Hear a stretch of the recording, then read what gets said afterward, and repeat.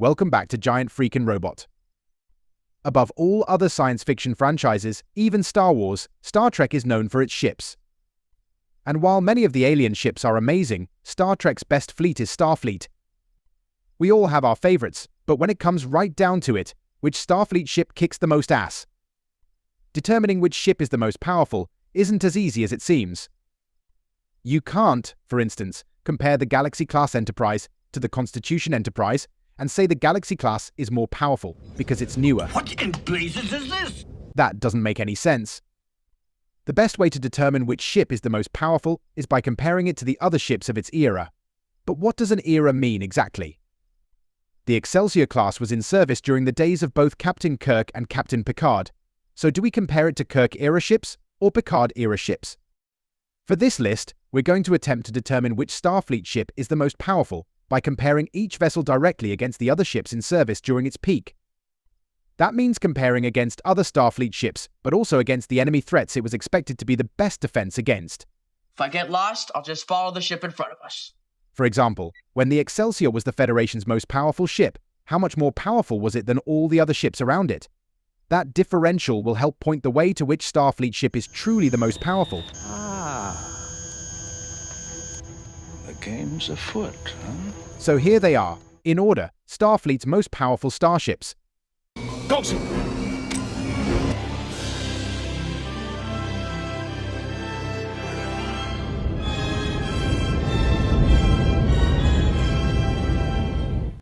The Connie refit was designed to extend the life of the Constitution class as Starfleet's premier heavy hitter. It did that, but only just barely. While the Constitution class refit was the most powerful ship of its time, its advantage over other ships was a thinner margin than that enjoyed by some of the others on this list. Fire! A refit with a crew of trainees was barely able to defeat a Miranda class manned by untrained super soldiers in Star Trek II. A refit was totally overmatched by a bird of prey in Star Trek III. Granted, the refit in question was undermanned and running off half-broken automation, but a bird of prey is a very small ship. Where a refit has a standard crew of hundreds, a bird of prey houses only a dozen. In Star Trek VI, even a fully manned Connie refit struggled against yet another bird of prey. Granted, by then the line was nearing the end of its lifespan, and it was up against a bird of prey with a special ability. But without the help of Captain Sulu and the Excelsior. Shoes up! All right, now we've given him something else to shoot at. Aye, sir. The Enterprise would have been easily reduced to rubble. So the Constitution-class refit's era of dominance was only a brief window of a few years. It dominated Starfleet as a stopgap between the decommissioning of the original Constitutions and the introduction of the Excelsior.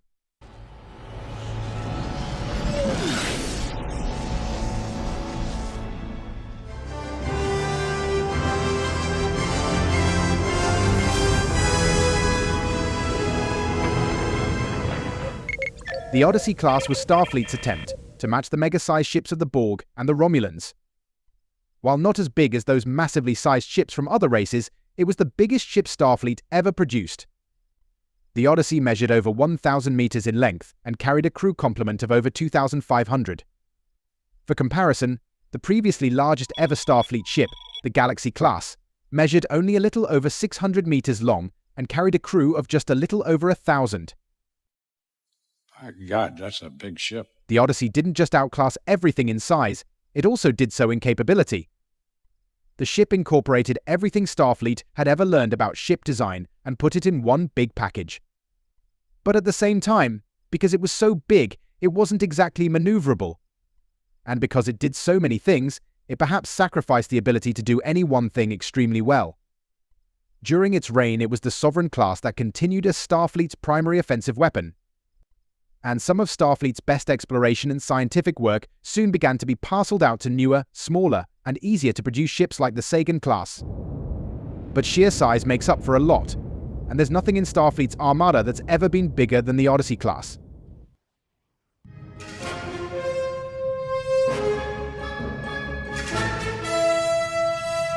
The Ambassador class was a huge technological leap forward for Starfleet when it was produced, and as a result it was a huge investment to build one.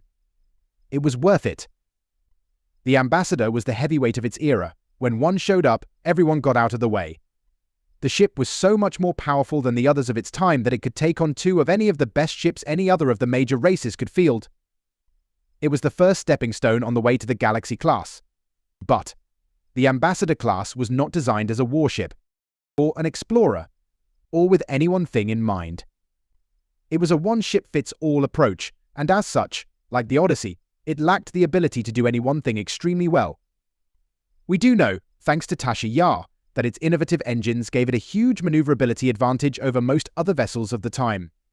Your ship has much more maneuverability than the Romulan counterparts of that era. Actually, While the Ambassador continued on to be the top-of-the-line ship in Starfleet's arsenal for years, other ships soon appeared which could do at least one or two of the things it could do, as well as it could. It was so difficult to build that we only know of 8 Ambassadors which ever made it into service. The Ambassador went into service in the 2340s, and at least a few of them were still in operation by the 2370s. Several were destroyed by the Borg in the Battle of Wolf 359, and at least one, the USS Exeter, was still around to take part in the Dominion War. When the Galaxy class went into service in the 2360s, the Ambassador's reign of supremacy was over.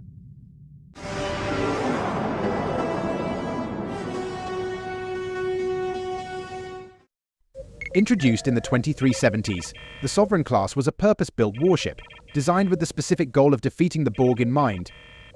It did that. And it did it well. No Starfleet ship was better in combat than the Sovereign, and its position of domination on the battlefield was unquestioned. The Sovereign continued to represent the peak of Starfleet military power for decades, and it wasn't until the rollout of the oversized Odyssey that anything in Starfleet could challenge it. It took a gigantic, mega-sized one-off like the Scimitar to even begin to put it in real danger of defeat. The Borg had to resort to infiltration as their only means to defeat it. In a space battle, nothing could top the Sovereign. But when it comes to everything else a starship can do, the lines become a bit more blurred. The Sovereign could do all the other non-battle things a Galaxy could do, but was it better at them? Not really. The Sovereign's designers chose one area of total dominance and succeeded in creating the ultimate Starfleet assault cruiser. But when it came to everything else, the Sovereign was only a notch or two above its contemporaries. It's a testament to just how good the Sovereign was, that even after the much bigger Odyssey went into service, the Sovereign still continued on as the primary backbone of Starfleet's defense.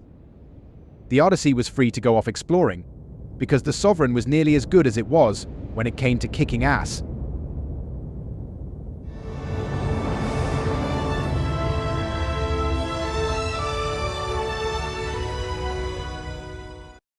If the Ambassador was a big leap forward in Starfleet technology, then the Galaxy class was a double jump. The Galaxy took all the lessons learned in the design of the Ambassador class and upped the ante for an entirely new Starfleet design philosophy. The Galaxy class design program would go on to spawn numerous other starship classes, like the Nebula, but none matched the size and power of the Galaxy class itself. First introduced in the 2360s, the Galaxy class was, at the time, the biggest ship Starfleet had ever produced and a distinct departure from all past Federation design philosophy. The ship was designed almost as a long-term residence, as much as it was a military vessel, and as such it was utterly overpowered as a way to deal with a wide variety of circumstances.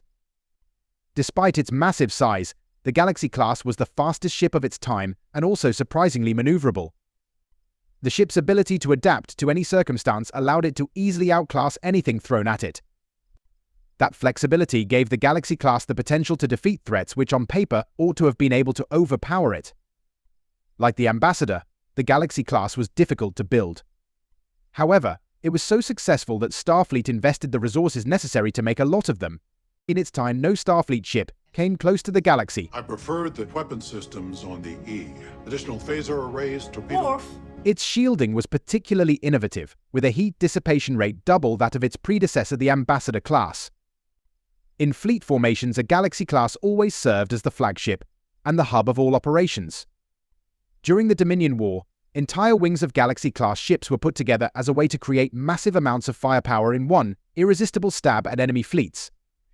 The Galaxy-class wasn't a warship, but its power production capabilities were so massive that it outclassed every other warship in service during its era. The Galaxy dominated by overpowering its competition.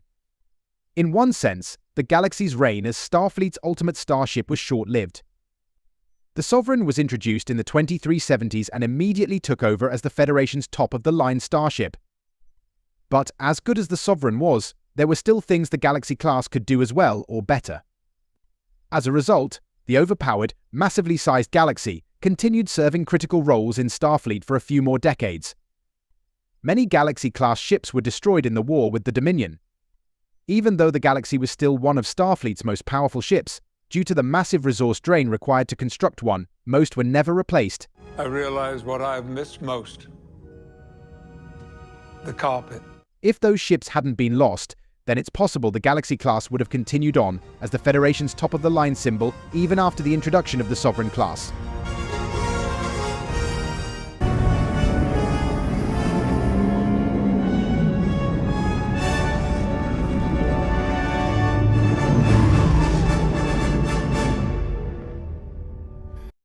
The original Constitution class design was a giant leap forward for Starfleet.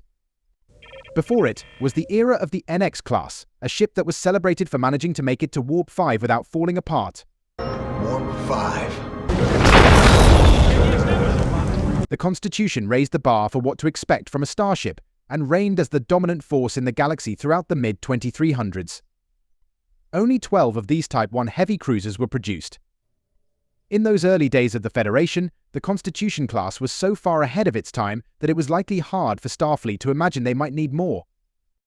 The Constitution class was used as a long-range explorer, but it had the ability to go anywhere and do anything that was required of it. That was a new idea.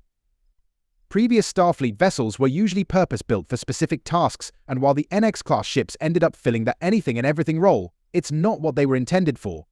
Few ships of its time had the means to threaten a Constitution class. The best Romulan ships of the era only survived encounters with them by cloaking and running away. Even the Klingons tended to mind their manners when a Connie showed up.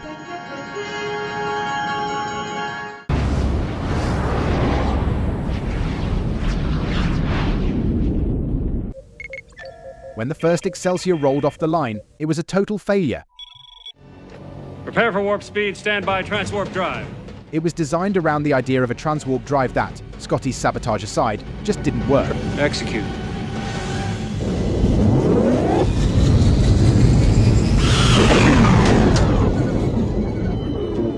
But the ship's space frame was so good that it didn't matter. The Excelsior program ditched its experimental drive and went with a more traditional warp core. As a result, the Excelsior became one of the most long-lived ship designs in Starfleet. Excelsior served in pivotal Starfleet roles for over 100 years.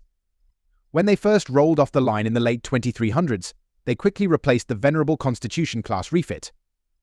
The Excelsior outclassed everything in the fleet with the sheer amount of raw power it could bring to bear. Target that explosion and fire. But that wasn't the only reason it was one of Starfleet's best ships for over 100 years. The Excelsior. The Excelsior was a rare design which was truly great at everything. It outclassed every other ship, in every area.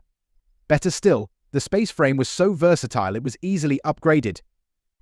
An Excelsior class from 2395 would have had entirely different technical specifications than an Excelsior from 2450.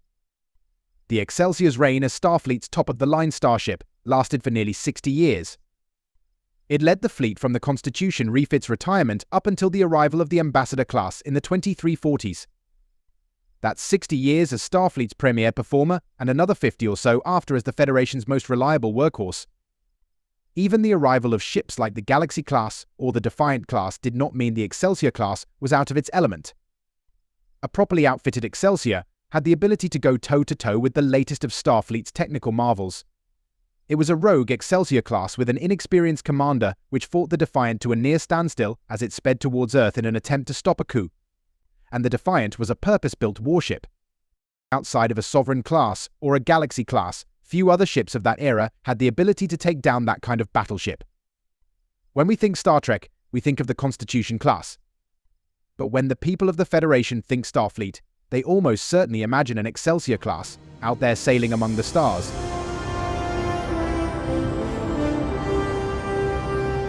I'm delighted. That's it for now. Make sure you're subscribed to see what else is out there. This has been Giant Freakin Robot.